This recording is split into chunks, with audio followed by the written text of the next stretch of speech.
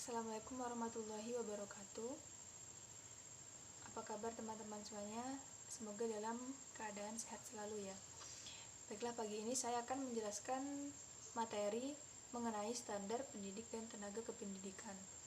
Di sini saya dari kelompok 6, sebenarnya berjumlah 3 orang, tapi hari ini yang akan menjelaskan hanya saya dan Dewi Wijayanti karena saudara Julse dari kemarin sore dihubungi masih belum bisa.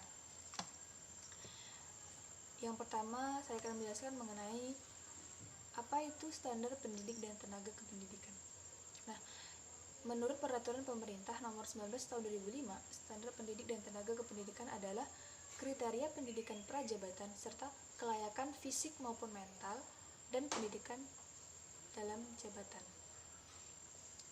Nah, standar pendidik dan tenaga kependidikan ini fungsinya untuk menjaga kualitas pendidikan atau output dari suatu lembaga pendidikan itu.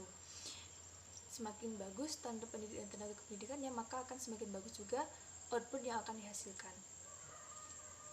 Nah, guru sebagai pendidik juga harus memiliki kualifikasi akademik yang bagus serta sehat jasmani dan rohaninya. Apa sih kualifikasi akademik? Nah, kualifikasi akademik itu merupakan tingkat pendidikan minimal yang harus ditempuh oleh pendidik yang dibuktikan dengan ijazah atau sertifikat dengan keahlian yang relevan sesuai dengan ketentuan perundang-undangan yang berlaku. Misalnya, jika guru IPA, maka kualifikasi akademiknya adalah ijazah dari dia menempuh kuliah sebagai sarjana pendidikan IPA, seperti itu. Yang kedua, standar kompetensi pendidik. Nah, standar kompetensi pendidik atau guru ini dari jenjang pendidikan dasar dan menengah serta pendidikan anak usia dini meliputi kompetensi pedagogi, kompetensi kepribadian, kompetensi sosial, dan kompetensi profesional. Teman-teman semua pasti tidak asing lagi dengan 4 kompetensi ini karena pada kegiatan bagian 1 kita disuruh mengobservasi guru dari 4 kompetensi ini ya. Nah, apa sih kompetensi pedagogi? Nah, kompetensi pedagogi ini merupakan kompetensi guru dalam mengelola pembelajaran. Nah, kompetensi kepribadian ini meliputi kompetensi guru dalam bersikap ketika mengajar. Kemudian kompetensi profesional meliputi kompetensi guru dalam menguasai materi pembelajaran yang diajarkan. Dan kompetensi sosial meliputi bagaimana cara guru itu bergaul dengan pendidik maupun siswa atau tenaga kependidikan yang ada di sekolah itu.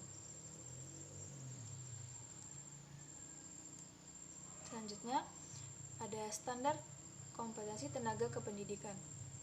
Nah, standar kompetensi tenaga kependidikan meliputi standar kepala sekolah atau madrasah. Kemudian ada pengawas, ada tenaga administrasi, ada tenaga perpustakaan, ada tenaga laboran, kemudian ada teknisi dan pengelola kelompok belajar. Jadi, contoh standar kompetensi tenaga pendidikan ini yang pertama ada di sini kami memberikan contoh salah satunya ada kompetensi kepala sekolah. Jadi kepala sekolah ini juga harus memiliki beberapa kompetensinya. Yang pertama ada kompetensi kepribadian, kompetensi manajerial, kompetensi kewirausahaan, kompetensi supervisi, dan kompetensi sosial. Selanjutnya ada contoh dari tenaga kependidikan dari tenaga laboran. Nah, sebagai seorang laboran ternyata juga harus memiliki kompetensinya. Yang pertama ada kompetensi pendidik kepribadian, kompetensi sosial, kompetensi administratif, dan kompetensi profesional. Selanjutnya ada tenaga kependidikan tenaga perpustakaan. Jadi tenaga perpustakaan juga harus memiliki beberapa kompetensi. Yang pertama ada kompetensi manajerial, kompetensi pengelolaan informasi, kompetensi kependidikan, kompetensi kepribadian, kompetensi sosial, dan kompetensi pengembangan profesi.